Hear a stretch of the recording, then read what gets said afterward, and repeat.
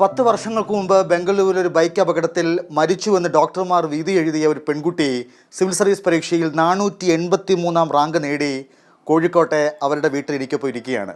ആതിര സുഗതൻ പ്രേക്ഷകർക്ക് മനസ്സിലായി കാണും. അതിലെ സിവിൽ സർവീസ് പരീക്ഷയിലെ ഇൻ്റർവ്യൂവിൽ എന്തായിരുന്നു ആതിരയുടെ മനസ്സിൽ തട്ടിയ ചോദ്യം, അതിനുള്ള ഉത്തരം എന്തായിരുന്നു, അത് നമുക്ക് പ്രേക്ഷകർക്ക് പറഞ്ഞിട്ട് തുടങ്ങാം. തീർച്ചയായും എൻ്റെ ഇൻ്റർവ്യൂ ഫേസ് ആയിരുന്നു ഞാൻ കൂടുതൽ എൻജോയ് ചെയ്തിട്ടുള്ളത്. പിന്നെ എനിക്ക് തോന്നിയിട്ടുള്ളത് നമ്മളുടെ ഈ കാണുന്ന മോക്ക് ഇൻ്റർവ്യൂസിനെല്ലാം വ്യത്യസ്തമായിട്ടാണ് നമ്മളുടെ UPSC ബോർഡ് ഇൻ്റർവ്യൂ എന്ന് പറയുന്നത്.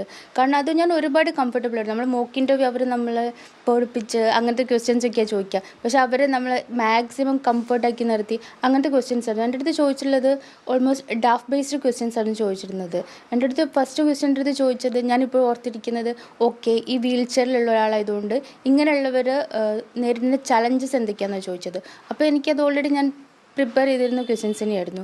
പിന്നെ എൻ്റെ അടുത്ത് ഈ ഫാഷൻ റിലേറ്റഡ് ക്വസ്റ്റ്യൻസ് ചോദിച്ചിട്ടുണ്ട്. കാരണം ഞാൻ എൻ്റെ ഡാഫിൽ എൻ്റെ ഹോബി ഞാൻ വീൽ ചെയർ ഫാഷൻ മോഡലിംഗ് ആയിരുന്നു വെച്ചത്. അപ്പോൾ അവരതിൽ ഫാഷൻ എന്നുള്ള വേർഡ് എടുത്തിട്ട് അവർ ചോദിച്ചു ഫാഷൻ ക്യാപിറ്റൽ ഏതാണെന്ന് അവർ ചോദിച്ചു. അപ്പോൾ അത് ഓക്കെ നോർമൽ നമുക്കറിയുന്ന പോലെ പാരീസ് അങ്ങനത്തെ. പിന്നെ ഫാഷൻ എന്താണെന്ന് ചോദിച്ചു അവർ. അപ്പോൾ നമുക്കതിനെപ്പറ്റി നമുക്ക് കൂടുതൽ ഫാഷൻ നമുക്ക് കുറച്ചൊരു അടിപൊളി ആൻസർ എനിക്ക് കൊടുക്കാൻ പറ്റിയിട്ടുണ്ട്. പിന്നെ ഡെൻ്റൽ റിലേറ്റഡ് ക്വസ്റ്റ്യൻസ് ചോദിച്ചു. ഇപ്പോൾ നമ്മൾ ഇന്ത്യയിലെ ഈ ഡെൻ്റൽ സ്റ്റാറ്റസ് എങ്ങനെയാണെന്നുള്ളത് അത് ഓൾമോസ്റ്റ് ഇപ്പോൾ പൂറാണ് നമുക്കറിയാലോ, അത് എന്തൊക്കെയാണ് റീസൺസ് ചോദിച്ചു.